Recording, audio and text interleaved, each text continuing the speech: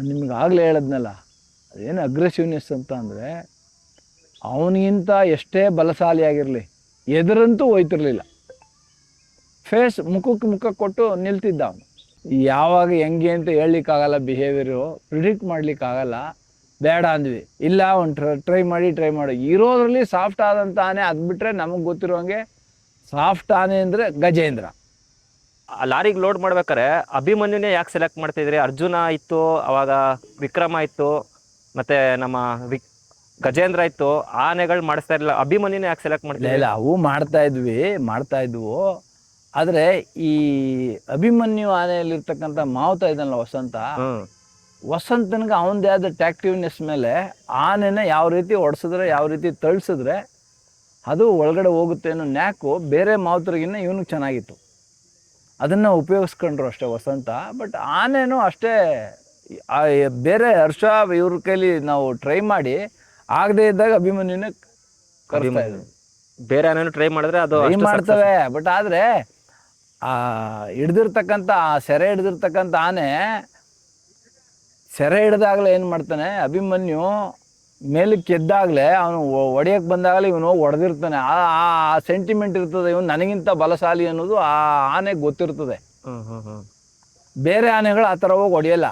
ಅಭಿಮನ್ಯು ಹಂಗಲ್ಲ, ಮಾವುತನ ಮೇಲ್ ಕೂತಿದ್ರು, ಮಾವುತ ಕಂಟ್ರೋಲ್ ತಗೊಂಡ್ರು ಕೂಡ ಅವನ್ನ ಲೆಕ್ಕಿಸ್ದೆ ಹಂಗೆ ಹೋಗಿ ಮುಂದೆ ಹೋಗಿ ಒಂದು ಗುದ್ದಬೇಕು, ಅದಕ್ಕೆ ಸಮಾಧಾನ. ಆ ಪ್ರೆಸರ್ಗೆ ಅದೇನಾಗುತ್ತೆ, ಒಂದು ಸಾರಿ ಎದುರಾಳಿಯನ್ನು ನಾವು ಎದುರಿಸೋ ರೀತಿ ಮೇಲೆ ಎದುರಾಳಿ ಆನೆಗೇನಾಗುತ್ತೆ, ಇವನು ನನಗಿಂತ ಬಲಾಢ್ಯ, ಭಯ. ಹಾಗಾಗಿ ಆ ಭಯ ಇದ್ದೇ ಇರ್ತದೆ. ಸೊ ಅದನ್ನು ಇವನು ಎನ್ಕ್ಯಾಶ್ ಮಾಡ್ಕೊತಿದ್ದ. ಅಲ್ಲಿ ತುಂಬ ಲೋಡ್ ಮಾಡುವಾಗಲೂ ಕೆಲವು ಆನೆ ಗಂಟೆಗಟ್ಟಲೆ ಟ್ರೈ ಮಾಡಿದ್ದೀವಿ, ಹೊಸಿ ಇರಲಿಲ್ಲ. ಆವಾಗೆಲ್ಲ ಈ ಬೆಲ್ಟ್ ಸಿಸ್ಟಮು ಎಲ್ಲ ಇರಲಿಲ್ಲ. ಆಮೇಲೆ ಈ ಬೆಲ್ಟ್ ಸಿಸ್ಟಮನ್ನು ನಾವು ಅಡ್ಯಾಪ್ಟ್ ಮಾಡ್ಕೊಂಡಿದ್ದು. ಸೊ ಇದು ನಮಗೂ ಇನ್ಹ್ಯೂಮನ್ ಟೈಪ್ ಕಾಣಿಸ್ತಾ ಬಂತು. ಏಕೆಂದರೆ ನಮ್ಮ ಆನೆಗಳು ಆನೆ ಕಾಡಾನೆಗೆ ಹೊಡೆಯೋದು, ಕಾಡಾನೆ ಇವು ಹೊಡೆಯೋದು. ಸೊ ಇದೇನಾಗ್ತದೆ, ಒಂಥರ ನಮಗೆ ಒಂಥರ ಮನಸ್ಸಿಗೆ ಕಸಿಬಿಸಿಯಾಗಿ ಕೊನೆಗೆ ಬೆಲ್ಟ್ ಸಿಸ್ಟಮ್ಗೆ ನಾವು ಹೋದ್ವಿ. ಈಗ ಬೆಲ್ಟ್ ಸಿಸ್ಟಮು ಒಳ್ಳೇದಾ ಸರ್? ಕೆಲವೊಂದು ಕಡೆ ಅದ್ರ ಬಗ್ಗೆ ಬೇರೆ ಥರ ಹೇಳ್ತಾರೆ, ಅದು ಡಿಸ್ಲೊಕೇಟ್ ಆಗುತ್ತೆ ಇದು ಎದ್ದಾಗ. ಇಲ್ಲ, ಅದು ಉಪಯೋಗಿಸ್ತಕ್ಕಂಥ ಬೆಲ್ಟ್ ಮೇಲೆ ಹೋಗುತ್ತೆ. ಆ್ಯಕ್ಚುಲಿ 3 ಬೆಲ್ಟು ಕಾಮನ್ ಆಗಿ ನೀವು ಫ್ರಂಟ್ ಲೆಗ್ಗೆ 2, ಬ್ಯಾಕ್ಗೆ 1 ಹಾಕ್ಬಿಟ್ರೆ ಸೊ ನೀಟಾಗಿ ಕ್ರೇನ್ ಮೂಲಕ ಎತ್ತಿ, ಅದೇನು ಸಿಂಪಲ್ ಆಪರೇಷನ್. 10ರಿಂದ 15 ನಿಮಿಷ ಅಥವಾ ಮ್ಯಾಕ್ಸಿಮಮ್ 30 ಮಿನಿಟ್ಸಲ್ಲೆಲ್ಲ ಮುಗಿದೋಗುತ್ತೆ ಅಷ್ಟೇ. ನಾವು ಇವಾಗ ಕಾರ್ಯಾಚರಣೆ ನೋಡ್ತೀವಲ್ಲ, ಒಂದು ಅರ್ಧ ಗಂಟೆ ಒಳಗೆ ಇದಾದರೆ ನಿಮಗೆ ಗಂಟೆಗಟ್ಟಲೆ ಬೇಕು. ಯಾಕೆಂದರೆ ಆನೆ ಲೋಡ್ ಮಾಡಿ ತಳ್ಸೋದೇ ಇದೆಯಲ್ಲ, ಅದೇ ಹಿಂಸೆ. ಅರ್ಜುನನ್ ಕೈಲಿ ಯಾವತ್ತು ಟ್ರೈ ಮಾಡಿಸಿಲ್ವಾ ಸರ್ ಲಾರಿಗೆ ಲೋಡ್ ಮಾಡಿದ್ದಾನೆ. ಆದ್ರೆ ಸಖತ್ತು ಕೋಪನ ಹೊಡೆದ್ಬಿಡ್ತಿತ್ತು ಅದು. ಅದಕ್ಕೆ ಅರ್ಧ ನಾವೇನ್ ಮಾಡ್ತಿದ್ದೋ, ಕೊಂಬು ಉದ್ದಾಗಿರೋದ್ರ ಏನಾಗ್ತದೆ, ಕೊಂಬು ಏಟ್ ಬಿದ್ದೇ ಬೀಳ್ತದೆ. ಅಭಿಮನ್ಯುಗೆ ಕೊಂಬು ಸಾಟಿವೆ, ಅವನೇನ್ ಮಾಡ್ತಾನೆ, ಆದಷ್ಟು ಹಣೆನಲ್ಲಿ ತಳ್ತಾನೆ. ಈ ಭಾಗ ಪೂರ್ತಿ ಉಪಯೋಗಿಸ್ತಾನೆ. ಇವಕ್ಕೆ ಕೊಂಬಿರೋದ್ರಿಂದ ಏನಾಗುತ್ತದೆ, ಟಚ್ ಆಗ್ತದೆ. ಹರ್ಷ ಇರ್ಬೋದು, ಬೇರೆ ಯಾವುದೇ ಕೊಂಬು ಉದ್ದ ಇರೋದ್ರಿಂದ ಏನಾಗುತ್ತೆ, ಕಾಡಾನೆಗೆ ಏಟಾಗುತ್ತೆ.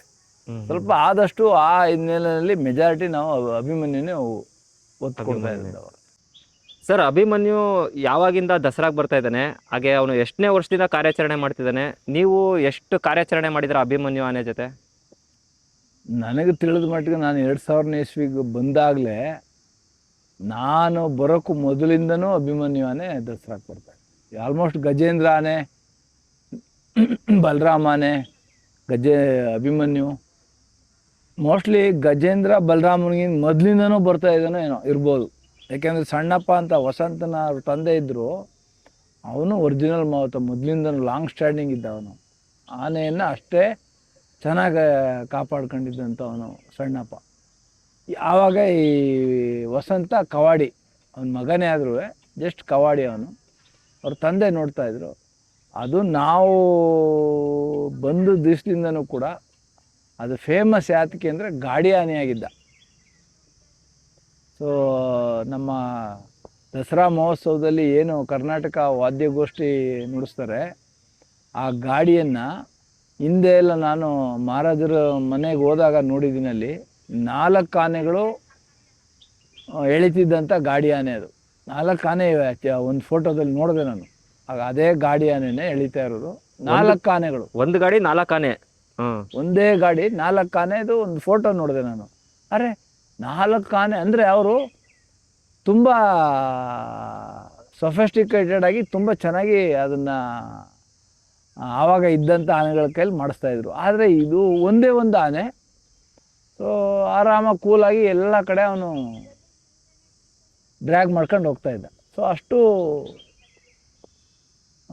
ತುಂಬ ಬಲಶಾಲಿಯಾದಂಥ ಆನೆ. ಆಮೇಲೆ ಯಾವುದೇ ಕೆಲಸ ಕೊಡಿ ನೀವು, ಏಕೆಂದರೆ ಅವನಿಗೂ ಕೂಡ ನಾವು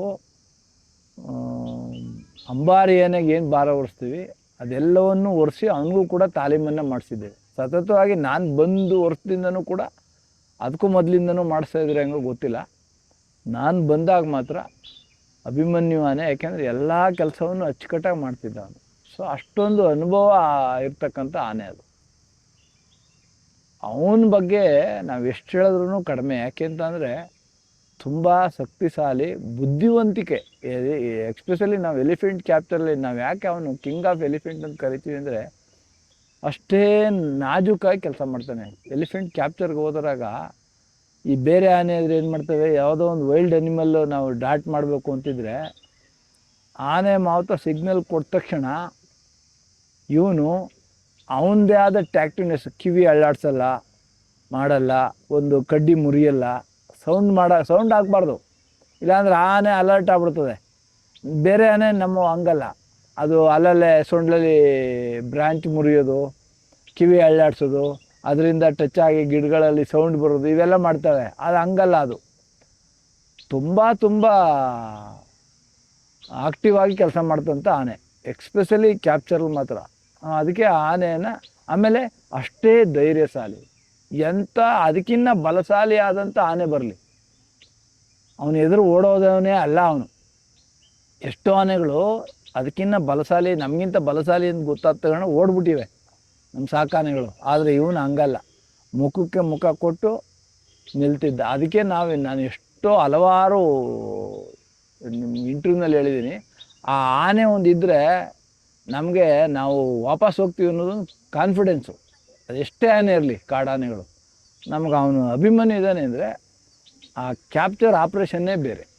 ಎಲ್ಲ ಡಾಕ್ಟ್ರು ಅಧಿಕಾರಿಗೂ ಆಗಿರಲಿ, ಯಾರೇ ಆಗಲಿ, ಮಾವತ್ನೇ ಆಗಲಿ, ಆ ಆನೆ ಇದೆ ಅಂದರೆ ನಮಗೊಂದು ಚೂರು ಭಯ ಅನ್ನೋದೇ ಬರಲ್ಲ. ನಾವು ಓಡೋಗೋಣ ಆ ಭಯನೇ ಬರಲ್ಲ ನಮಗೆ. ಅಷ್ಟು ನಂಬಿಕೆ ಆನೆ ಮೇಲೆ, ಅಷ್ಟು ಧೈರ್ಯಶಾಲಿ ಆನೆ. ಎಂಥ ಇದಕ್ಕಿಂತ ದೊಡ್ಡ ದೊಡ್ಡ ಆನೆ ಎಲ್ಲ ಫೇಸ್ ಮಾಡಿದ್ದೀವಿ ನಾವು. ದಾಂಡೇಲಿಯಲ್ಲಿ ಹಿಡಿದ ಒಂದು ಆನೆ ಎಷ್ಟು ಹೈಟ್ ಗೊತ್ತೇ, ಭರತನಷ್ಟು ಹೈಟ್ ಇದ್ದ ಅವನು. 10 ಕಾಲು ಅಡಿನೋ ಏನೋ ಬಂದಿದ್ದ, 10 ಅಡಿನೋ 10 ಕಾಲು ಅಡಿನೋ. ಅಂಥ ಆನೆನೂ ಕೂಡ ಇವನು ಹೋಗಿ ಕ್ಯಾಪ್ಚರ್ ಆದ ತಕ್ಷಣ ಮೇಲೆ ಕೆದ್ದಾಗ ಹೋಗಿ ಹೊಡೆದ ನೋಡಿ. ಅದು ಯಾಕೆಂದರೆ ಅದೇನಾಗುತ್ತೆ, ಎದುರಾಳಿ ನಮ್ಮ ಇವನು ಎಂಥ ಸ್ಟ್ರಾಂಗ್ ಇದ್ದರೂ ಒಂದು ಇವನು ಹೋಗಿ ಹೊಡೆದ ತಕ್ಷಣ ಏನಾಗುತ್ತೆ, ಅದಕ್ಕೆ ಮಾನಸಿಕವಾಗಿ ಸ್ವಲ್ಪ ಕುಗ್ಗೋಗ್ತಾನೆ. ಆ ಥರ ಕುಗ್ಗಿಸ್ಬಿಡ್ತಿತ್ತು ಆನೆ. ಮಾವುತನ ಕಂಟ್ರೋಲ್ನು ಕೇಳ್ತಿಲ್ಲ ಅವನು. ಮಾವುತ ಎಷ್ಟೇ ಬಲಶಾಲಿಯಾಗಿ ಕಂಟ್ರೋಲ್ ಮಾಡಿ ಬೇಡ ಬೇಡ ಅಂತಂದ್ರೂ ಬಿಡ್ತಿರಲಿಲ್ಲ ಅವನು. ಒಂದು ಏಟ್ ಅಂತೂ ಹೊಡಿಬೇಕು ಎದ್ದ ತಕ್ಷಣ. ಅದು ಅದರದ್ದು ಐಡೆಂಟಿಟಿ ತೋರಿಸ್ಕೊಂಡಂಗೆ ನಾನಿದ್ದೀನಿ ಅಂತ. ಅಷ್ಟು ಶಕ್ತಿಶಾಲಿ, ಬಲಶಾಲಿ ಆದಂಥ ಆನೆ. ನಾವು ಯಾವ ರೀತಿ ವರ್ಡ್ನ ಉಪಯೋಗಿಸ್ಬೇಕು ಗೊತ್ತಿಲ್ಲ. ಆದರೆ ಈಗ ಅವನು ಕೂಡ ಸತತವಾಗಿ 2000ನೇ ಇಸ್ವಿಯಿಂದ ಅದನ್ನು ಅಂಬಾರಿ ಕಟ್ಟೆ ನಾನು ಹೊರಗಡೆ ಟ್ರಾನ್ಸ್ಫರ್ ಆಗಿ ಬಂದಿದ್ದು. ಅಲ್ಲಿಂದ ಕಳೆದ ದಸರಾದವರೆಗೂ ಅದ್ದೂರಿಯಾಗಿ ಚೆನ್ನಾಗಿ ನಡೆಸ್ಕೊಟ್ಟಿದ್ದಾನೆ. ಸರ್, ಈಗ ಅಂಬಾರಿಗಿಂತ ಕಷ್ಟದ ಕೆಲಸ ಅಂದರೆ ಅದೇ ಎಳೆಯ ಗಾಡಿನೇ ಕರೆಕ್ಟಾ? ಖಂಡಿತಪ್ಪ. ಯಾಕೆಂದರೆ ಒಬ್ಬನೇ ಎಳಿತಾನೆ ಅಂದರೆ ಮ್ಯೂಸಿಕ್ ಕಾರ್ಟು ಅದ್ರ ಮೇಲೆ 10 ಜನ ನಮ್ಮ ಮ್ಯೂಸಿಕ್ ಇರ್ತಾರೆ. ಈ ಗಾಡಿನೇ ಸುಮಾರು ಭಾರ ಇರ್ತದೆ.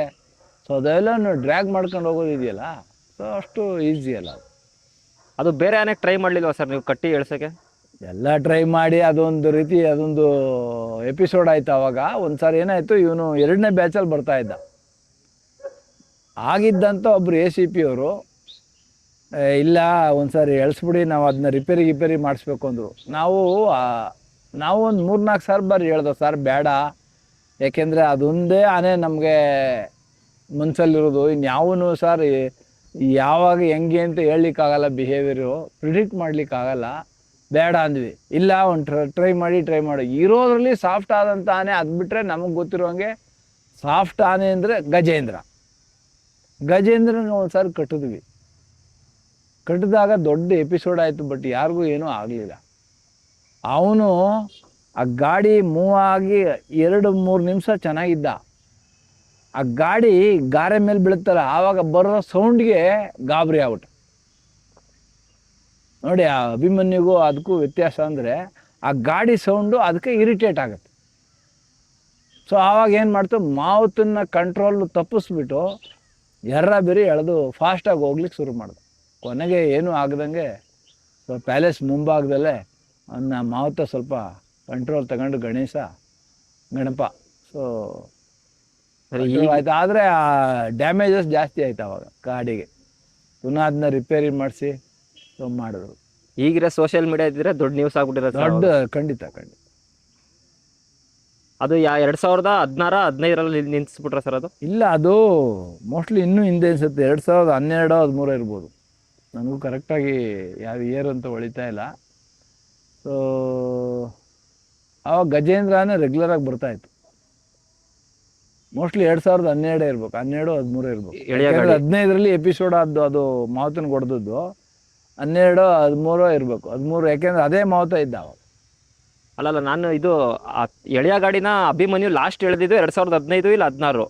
ಅದು ಯಾಕೆಂದ್ರೆ ಅದು ಯಾಕೆ ಲಾಸ್ಟ್ ನಿಲ್ಸಿದ್ವಿ ಅಂತ ಅಂದ್ರೆ, ಆಮೇಲೆ ಅದು ಗಜೇಂದ್ರ ಆನೆ ಇದು ಡ್ಯಾಮೇಜ್ ಮಾಡಿ ನೆಕ್ಸ್ಟ್ ಅದನ್ನ ಬೇರೆ ಆನೆ ನಿಲ್ಸ್ಬಿಟ್ಟು ಇದಕ್ಕೆ ಎಳಿಸ್ತಾ ಇದ್ದು. ನಂತರದಲ್ಲಿ ಏನಾಯ್ತು, ಸ್ವಲ್ಪ ಬಾಡಿ ಅಡ್ಡಡ್ಡ ಸ್ವಲ್ಪ ಬಂದಾಗ ಏನಾಗ್ತು, ಆ ಆನೆ ಪಕ್ಕದಲ್ಲಿ ಬರ್ತಿದ್ದಂಥ 2 ಕಂಬಿಗಳು ಉಜ್ಜಿ ಸ್ವಲ್ಪ ಗಾಯ ಆಗಿತ್ತು. ಆ ಗಾಯ ಆದ ಇನ್ಸಿಡೆನ್ಸ್ನಲ್ಲಿ ಏನು ಮಾಡಿದ್ವಿ, ಅದನ್ನು ಶೇಪ ಸ್ವಲ್ಪ ಬದಲಾಯಿಸಿ, ಇಲ್ಲಾಂದರೆ ಗಾಯ ಆಗುತ್ತೆ ಅಂತ ಹೇಳಿದಾಗ ಆ ವರ್ಷ ಮಾಡಿಸ್ಲಿಕ್ಕಾಗಲಿಲ್ಲ ಅಂತೇಳಿ ನಿಲ್ಲಿಸಿದ್ರು. ಆಮೇಲೆ ಅದು ಶಾಶ್ವತವಾಗಿ ಅದು ನಿಂತೇ ಹೋಯ್ತು. ಅದು 2 ವರ್ಷನೂ ಅಭಿಮನ್ಯು ಹೈವೇ ಸರ್ಕಲ್ಗೆ ಲಾಸ್ಟ್ ಮಾಡ್ಬಿಡ್ತು ಗಾಡಿ. ಅದು ತಿರುಗ್ಬಿಡ್ತಾರೆ. ಯಾಕೆಂದ್ರೆ ಅವಾಗ ತುಂಬಾ ಟ್ಯಾಬ್ಲೋಸ್ ಆಯ್ತು. ಲೆಂತ್ ಪ್ರೋಸೆಸ್ನಲ್ಲಿ ಏನಾಗ್ತದೆ ಅಂದರೆ, ಟ್ಯಾಬ್ಲೋಸ್ ಮುಂದೆ ಹೋದಾಗ ಏನು ಅಲ್ಲೆಲ್ಲೂ ಟರ್ನ್ ಮಾಡ್ಲಿಕ್ಕೆ ಜಾಗ ಇಲ್ಲ. ಸೊ ಹಂಗಾಗಿ ಅವನಿಗೆ ಹೈವೇ ಸರ್ಕಲ್ಲೇ ಲಾಸ್ಟ್ ಮಾಡಿ ಅಲ್ಲಿಂದ ಟರ್ನ್ ಮಾಡೋದು ಈಸಿ ಅಂತೇಳಿ ಹಂಗೆ ಮಾಡೋದು ಅಷ್ಟೇ ಹೊರತು, ಅವನು ಎಲ್ಲಿ ಗಂಟು ಬೇಕಾ ಬೆಂಗಳೂರಿಗೆ ತಗೊಂಡು ಹೋಗೋದ್ರು ತಗೊಂಡು ಹೋಗ್ತಾನೆ ಅವನು. ಸೊ ಅಂತ ಆನೆ ಅದು.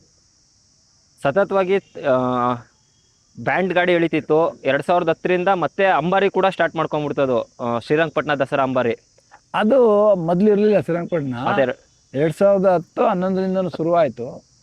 ಶುರುವಾದಾಗ ನಮಗೆ ಆವಾಗ ಫಸ್ಟು ಹೊಳೆದದ್ದೇ ಇದು ಅಭಿಮನ್ಯು. ಯಾಕೆಂದರೆ ಅವ್ನಿಗೆ ಆಲ್ರೆಡಿ ಭಾರ ಹೊತ್ತು ಅಭ್ಯಾಸ ಮಾಡ್ತಿದ್ವಿ ನಾವು. ಸೊ ಹಂಗಾಗಿ ಸೂಕ್ತವಾದ ನಮ್ಗೆ ಧೈರ್ಯ, ಅವನು ಎಲ್ಲಿಗೆ ಯಾವ ಫಂಕ್ಷನ್ಗೆ ಬೇಕಾದ್ರೂ ಯಾವ ಕೆಲಸಕ್ಕೆ ಬೇಕಾದ್ರೂ ನಿಯೋಜಿಸ್ಬೋದು.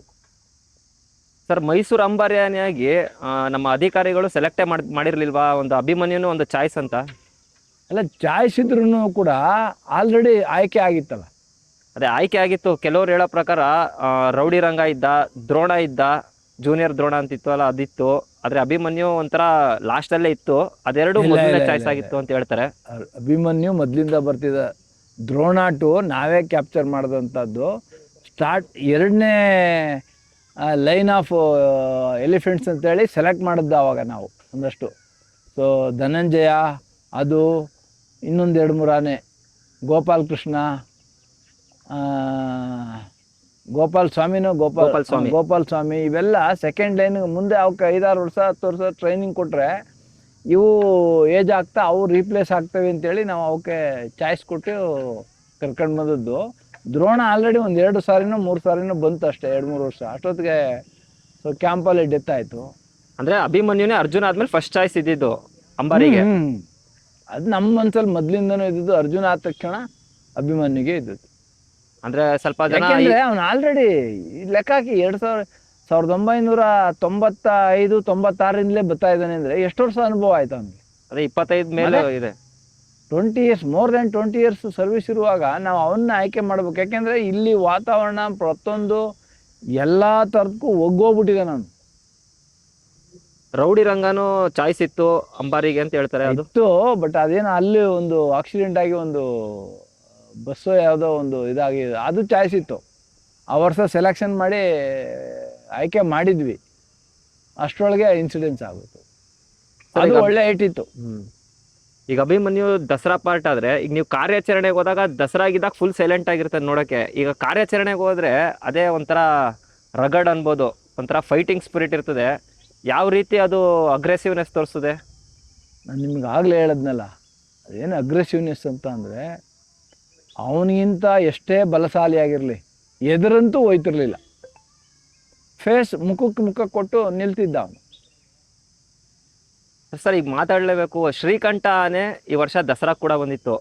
ಆ ಕಾರ್ಯಾಚರಣೆ ಬಗ್ಗೆ ವಸಂತ ಅವರು ಹೇಳಿದ್ದಾರೆ, ನನ್ನ ಲೈಫಲ್ಲಿ ಕಷ್ಟದ ಕಾರ್ಯಾಚರಣೆ ಅಂದರೆ ಒಂದು ರೌಡಿ ರಂಗ, ಶ್ರೀಕಂಠ, ಇನ್ನೊಂದು ಕಡಬಾಲ್ ಹಿಡಿದಂಥ ಸುಬ್ರಹ್ಮಣ್ಯ ಆನೆ ಅಂತ. ಶ್ರೀಕಂಠ ಆನೆ ಕಾರ್ಯಾಚರಣೆ ಹೆಂಗಿತ್ತು ಸರ್ ಅದು?